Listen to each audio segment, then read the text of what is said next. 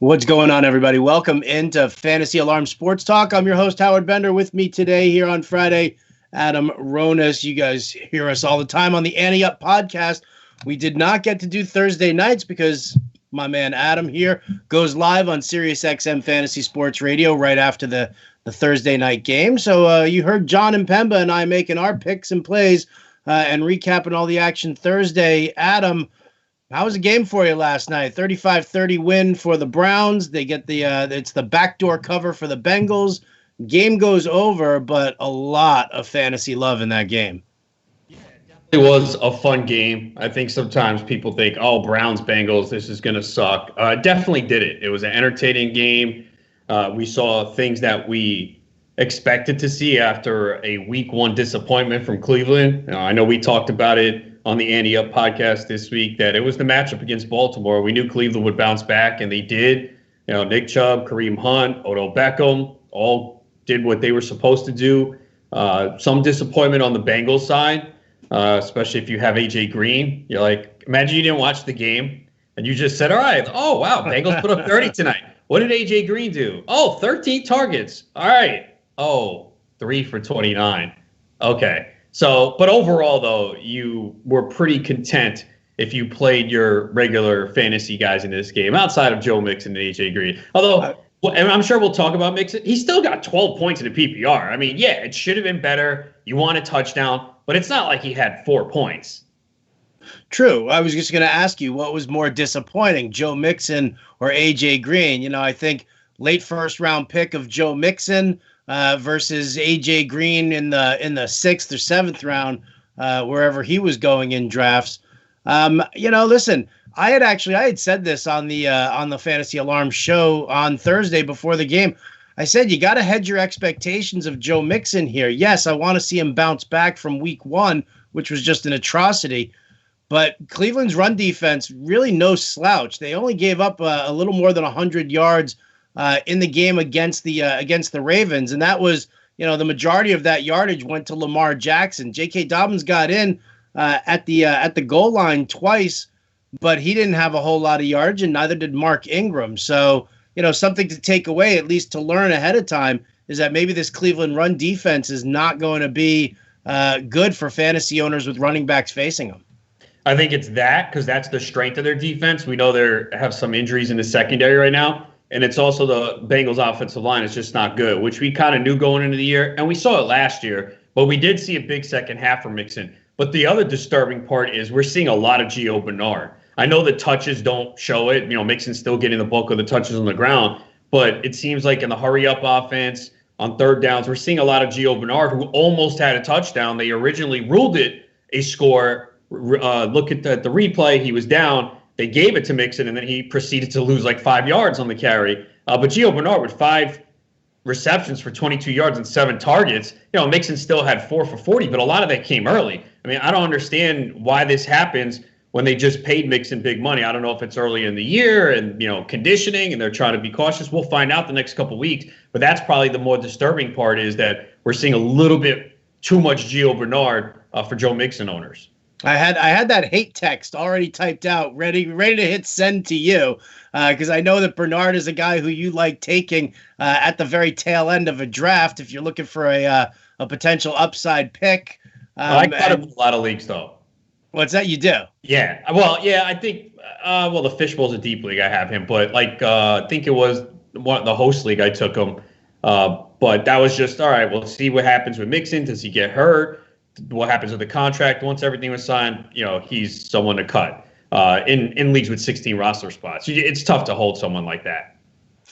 Yeah, it's definitely tough to hold. So you know who else is tough to hold? When you got Drew Sample and you use your final pick in the Scott Fish Bowl on Drew Sample. Did you really? Because you have a bet with your good friend Andrew Cooper at Fantasy Alarm, who kept touting for some inane reason Jordan Reed, who now all of a sudden might actually see some targets and some snaps this week if George Kittle is out. But, before the season had started long ago, I said, listen, I get CJ Uzomah is the main guy there. But, for years, sat there as the blocking tight end. And if Drew Sample can come down and come away with better pass catching, They used a decent draft pick on Sample. I don't, was it a second round or a third round pick that the Bengals used it on him? And I was kind of shocked at that and said, well, I mean, if they're making that kind of an investment, I can't imagine that it's just because he's a blocking tight end. So I took him my last pick in the Scott Fishbowl League. And wouldn't you know it, Adam, when you do waivers the following week and you see that everybody just left Peyton Barber alone. So for a freebie, in goes Peyton Barber, out goes Drew Sample. And I was like, oh, man, dude's going to cost a bundle next week. I can't blame you for that. Look, I don't like Peyton Barber. He's the most boring player in the world. But the bottom line is that's an extremely deep league. For those not familiar with the Scott Fishbowl, and I'm sure many of you are, I think, what do we have, 22 roster spots in that? With no kickers, no defense, tight end premium, super flex. There's very little on the waiver wire. So, yeah, you don't feel good about Barber. You don't want to start him. But if you have multiple injuries, you put him in and you pray that he gets touchdowns like last week. I mean, he was 17 for 29, but he had 2 rushing touchdowns. Yeah, I think long term we're going to see more Antonio Gibson, but yeah, Barber's definitely a guy in that format you have to pick up. And yeah, Sample, that's just kind of bad luck. Let Burrow threw the ball 61 times last night, so crazy, right? That's why we saw so many people for the Bengals involved in the offense. That's not going to happen every week. I mean, as a someone who has Burrow and super flex leagues, I would like to see it every week, but it's not going to happen. It was the game script here where they were playing from behind. And, he put up solid numbers for fantasy purposes, only averaged 5.2 yards per pass attempt, but got the 3 touchdowns, over 300 yards, and got 19 rushing yards. Well, we see that with a lot of rookie quarterbacks. They love to lean on the tight end. They cited that, if you were watching the broadcast last night, talking about how he does like the tight ends, the inside receivers, and that's actually been the majority of his completions so far. So, yeah, if you're sitting there and it's tight end crazy, obviously they love splitting out 5 wide on that offense and go with a lot of no running back and nobody in the backfield there with Joe Burrow. So, listen, I think Drew Sample is definitely going to be an intriguing option. And then, again, John and Pemba said this to me last night. If AJ Green is legit going to get 13 targets a game, or even if he just sees, somewhere between that, just right around the cusp of double digits, he's going to come down with catches. He really is. Whether or not he's going to stay healthy, that's the difference with that. And I think right in the very beginning of the game, when he made that catch and it was out of bounds and he landed pretty hard on top of the ball on his chest, you could see him wincing. And I was like, oh, here we go again. Here we go. Yeah, I mean, look, the encouraging thing was the targets, but he doesn't look the same. And, he had the year off. He's 32. He's had a lot of injuries. You wonder how much that sapped his abilities. But it's still game 2. It was a short week. So I really, the next 2 weeks are going to be telling. Obviously, working with Burrow, they have to develop a little bit of a rapport and a connection. So, yeah, you love the targets, but 3 for 29 is just, in this type of game, is very disappointing. So, but I'm a little worried. He just doesn't look the same to me. It doesn't look like, and I'm not surprised. I mean, 32, again, with all these injuries. So I'm a little bit concerned. Yeah, is it encouraging he got all his targets? Sure. But now he's got to stay healthy, and now he's got to start catching them. I heard the ambulance in the background there. That's obviously going to pick up AJ.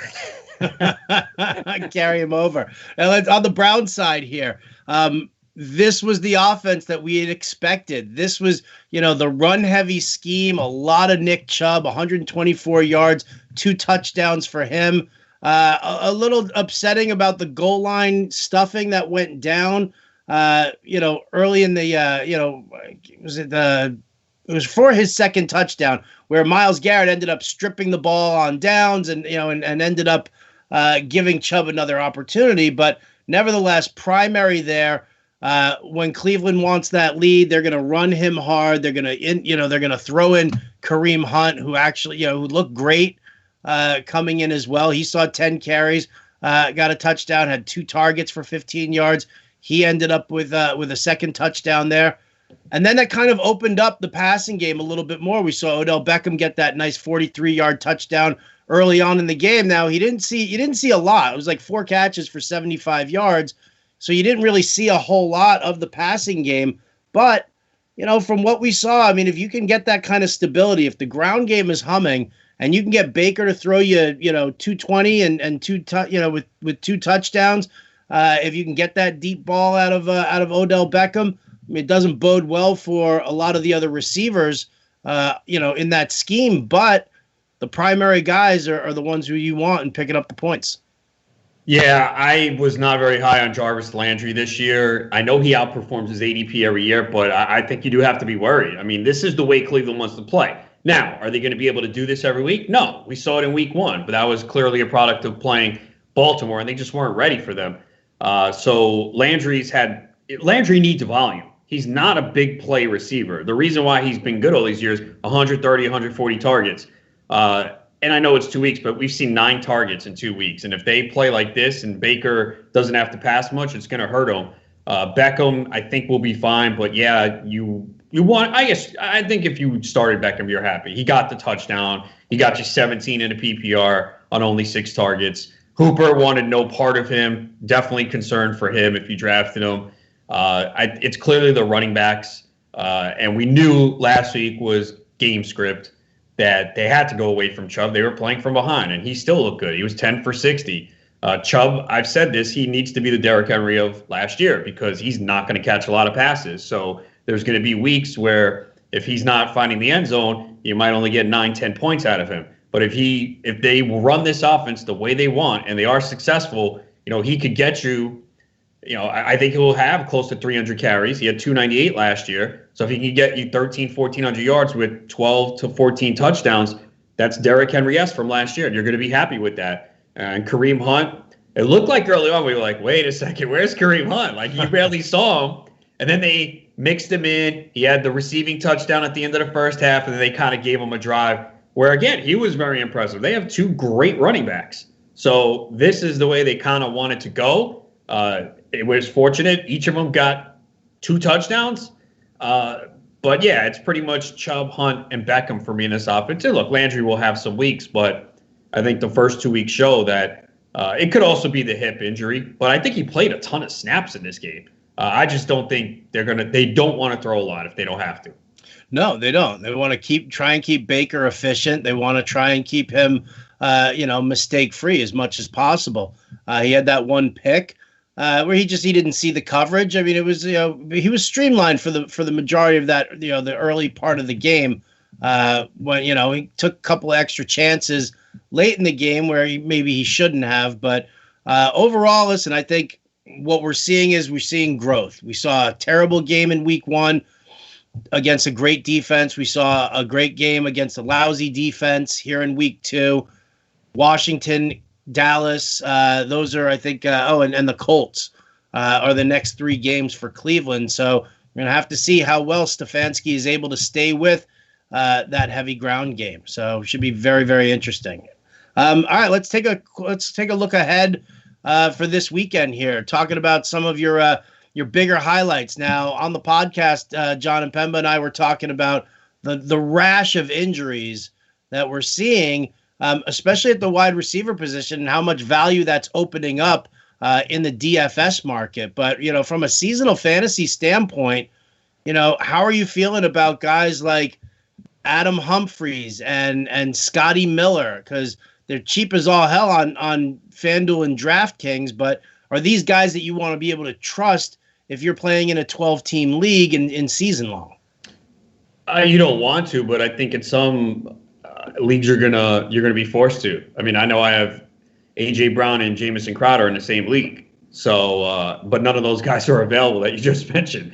It's a pretty deep league where a lot of those relevant players are rostered already. So you might be forced to, again, because Kenny Galladay could still sit out. It's trending. Chris Godwin could be out. We know A.J. Brown's out. Jamison Crowder's out. Devontae Parker might not play. This is a lot of guys out. Michael Thomas, who has not been ruled out yet. I'm still surprised. They said that, he looked okay today. I still don't expect him to play. It makes no sense. If it really is a high ankle sprain, even if it's not severe, well, why are you going to push him this early in the year when they have aspirations of going into the Super Bowl and they could just play Taysom Hill, a ton of snaps anyway.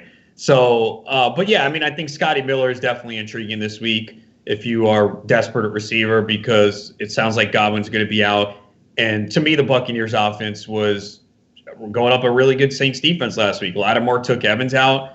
They were doubling Godwin's at times. And Brady didn't look great, but he needs to develop timing and rhythm. And this is a great bounce back week against Carolina. We saw how Carolina got shredded last week. We know they're one of the worst defenses in the NFL. So, I think you can look at Scotty Miller this week because he even got some targets last week. And you expect to see him, I would think, in the slot a little bit as well if Godwin is out. So I feel better about him. Humphreys is kind of a deeper league play. I think Corey Davis obviously moves up the rankings. He looked good last week, and he's going to get an opportunity. And Jonnu Smith, I think, benefits too. He's the guy that I would look at. They need to get him the ball more. I mean, it's clear. I mean, you watch the games, you see him after the catch. They even gave him some run plays last year. This guy's good. He needs the ball more. So this is an opportunity to get him more involved in the offense this week too. Yeah, I can't. I'm not going to buy into Corey Davis. I know everybody's running around saying that Corey Davis is this year's Devontae Parker because he had that first game. Offensive coordinator Arthur Smith already came out and said the reason that Davis got all that attention was because the coverage dictated that we throw to him. He was in a lot of one-on-one matchups, and they were able to take advantage of that. Now, with no A.J. Brown, I don't think they're going to see a whole lot of easy matchups there for Corey Davis. I agree with you on Jonnu Smith. I think Jonnu Smith and Adam Humphreys, especially if you're in a PPR format, full-point PPR format, the guy moves the chains. Occasionally we'll get the red zone looks. I know we have to deal with the with the guys like the tight ends like Ferkser and Michael, whatever the guy's name was. Yeah, saw a little bit too much of them last week. I was like, come on, guys, really? Oh, it was depressing, right? It was like watching Denver sit there with Melvin Gordon in the backfield and Noah Fant tearing it up, and they're throwing a Nick Vannett and doing shovel passes to Jake Butt. I was like, yeah, it's not going to do it for me at all. So I'm curious to see how that ends up going. I think Tannehill. I mean, I feel like, they're going to try and just massively run Derrick Henry again. Could see another 30 carries against the Jaguars. Great spot this week. He always tears up Jacksonville. Everybody but the Colts tears up Jacksonville. Yeah, that's true, right? So, all right, looking at some of the games here, whether you're going by over/under numbers that are really tasty, like that Atlanta-Dallas one. I know you're probably licking your chops on a number of players over there, but who are some of your lesser known chalk favorites that you might be looking at this week in fantasy? Yeah, I mean, I like Paris Campbell a lot. Phillip Rivers had some really positive things. Rivers didn't realize that he's only in his second year. He said he picked up the offense so quick, he thought he was, in this league for 4 or 5 years. We saw how bad the Vikings defense was last week, specifically in the secondary. So I think there's still some people, because if you drafted Campbell, you probably got him around 11, 12, 13, or you picked him up off the waiver wire. And I think sometimes people are like, well, yeah, I got to see him do it again. I'm not ready to put him in the lineup. I am. I think he's good to go this week in this matchup, and Rivers clearly has a trust in him. I also do think T.Y. Hilton bounces back, though, in a big way. Hilton took accountability last week. He had a couple drops. He said the game was on me. I lost it. Great matchup here, so I see that offense bouncing back. I love CeeDee Lamb this week. Cooper sounds like he's going to play. He's got a foot injury. He said he suffered it last week in the game. But it sounds like he's going to play. Either way, though, I think with no tight end, with Blake Jarwin out, CeeDee Lamb benefits. He played a ton of snaps last week. He played in the slot. We know how you can take advantage of this Atlanta defense. So, like CeeDee Lamb a lot. I think Ronald Jones is in a good spot this week, too, against the Panthers. I know he didn't play a ton of snaps last week. I think it was 47%, but he was the early down guy. And maybe we see a little bit more Leonard Fournette, but the matchup is really good for him. I think Latavius Murray is someone that if you're desperate, you can start this week. He had 15 carries last week. He also had some carries inside the 10-yard line. And I think with no Michael Thomas, I think he actually was more involved in this offense. The immediate reaction is, Emmanuel Sanders, he's great. Sure, he moves up. Traquan Smith, deep performance. But I think they're going to kind of run the ball or try to a lot. That's what they did last week. Now, that was a better defense. Tampa Bay is very good defensively.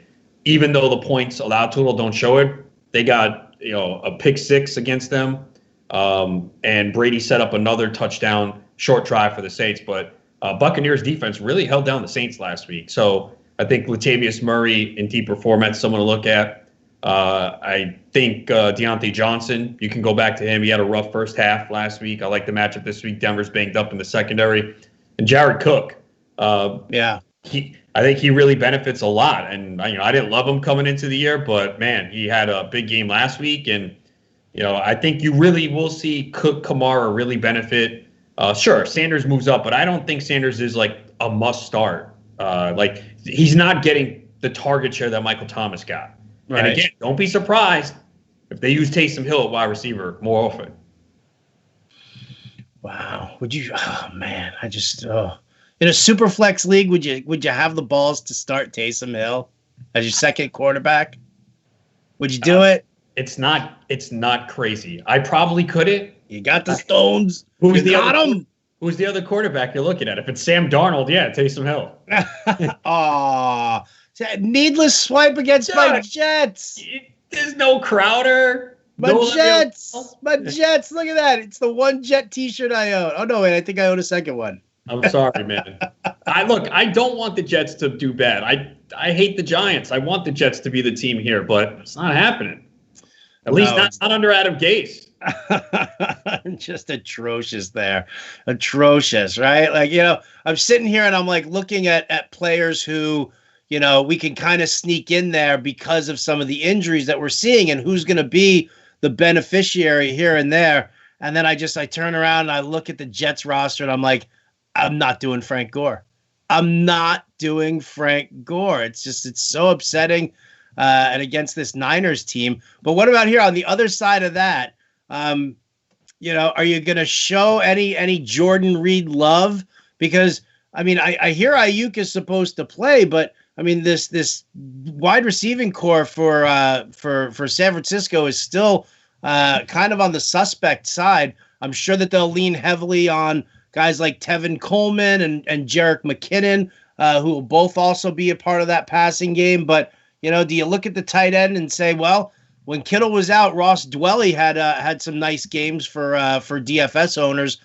Could Jordan Reed be that guy?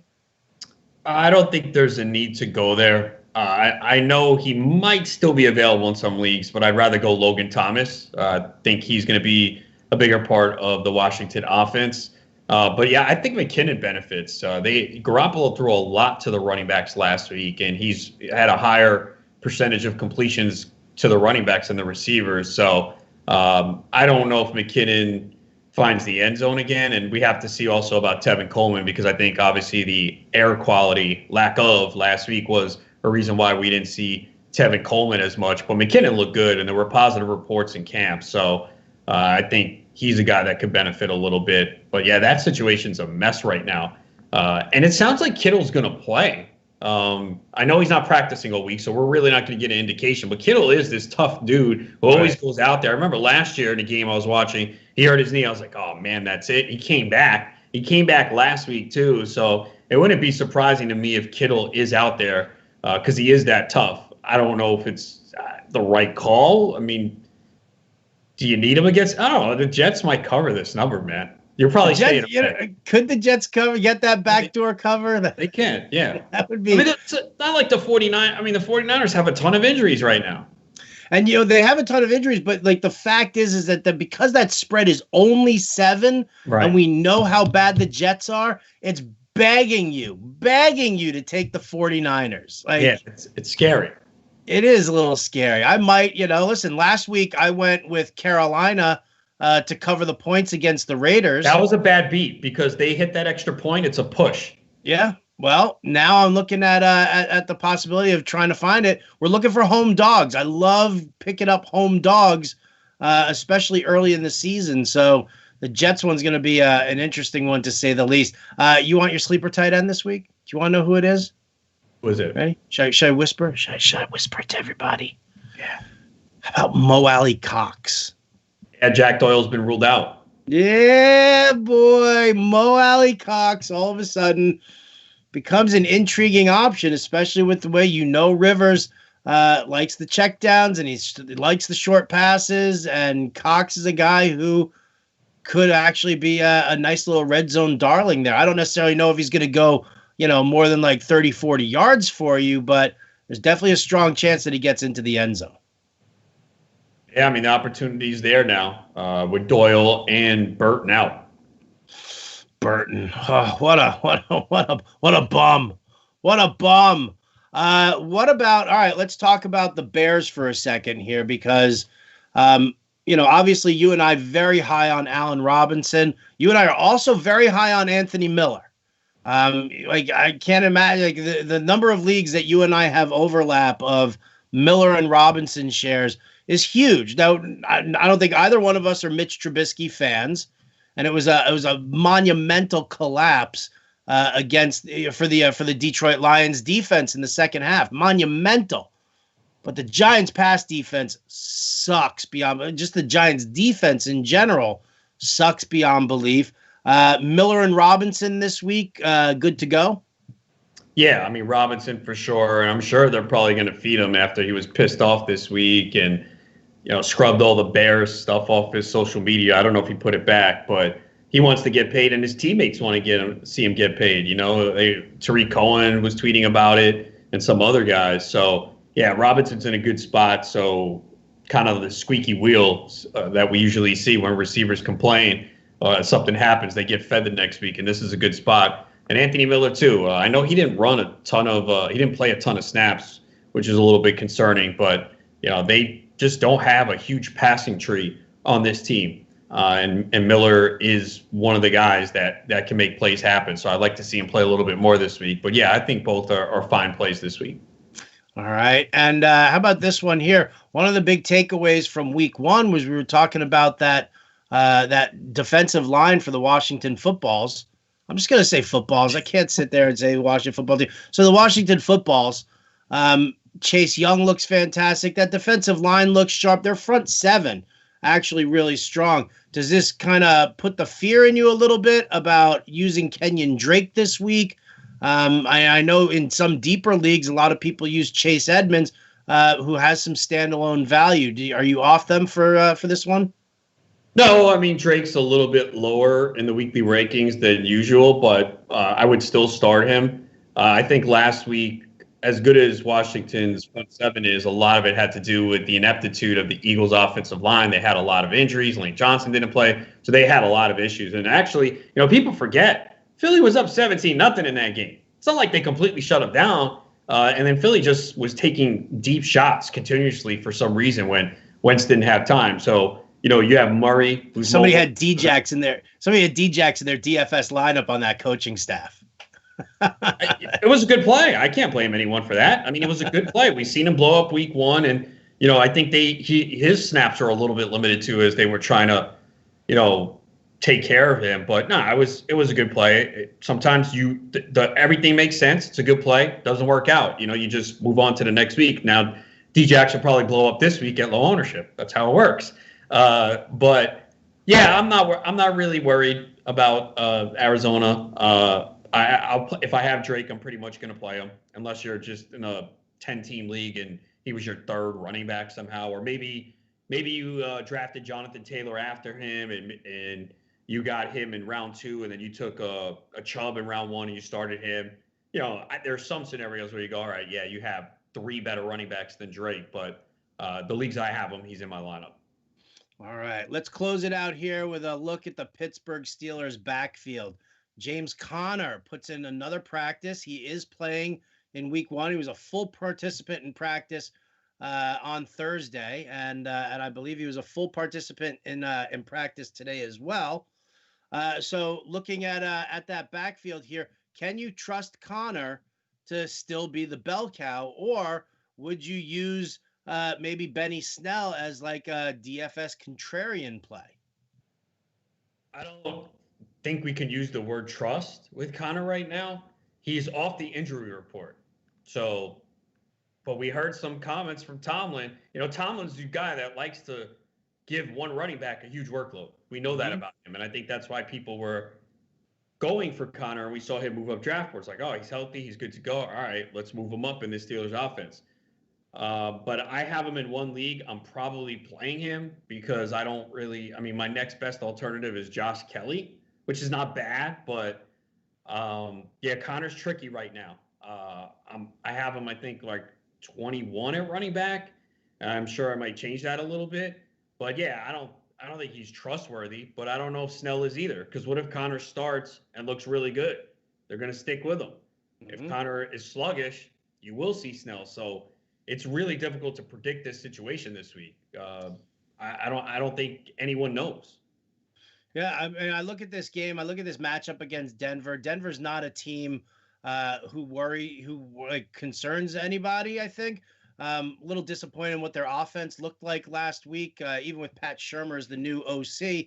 I was hoping we'd see a little bit more action out of them. So, when you look at Pittsburgh and you look at the fact that the spread, I think, in this game is like 40.5 or 41, something super low like that, kind of tilts you towards thinking that one team's not going to score very much. So, could end up being one of those like 16-3 or 24-6 kind of games where Denver doesn't really put up much in the way of points.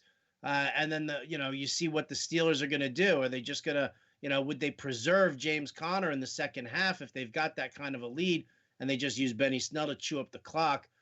Very nerve-wracking. I'm sure we're going to get a ton of questions from people because a lot of people spent big fab money on Benny Snell as Connor owners. And now people are going to be like, well, who do I start? Do I start Snell? Do I start Connor?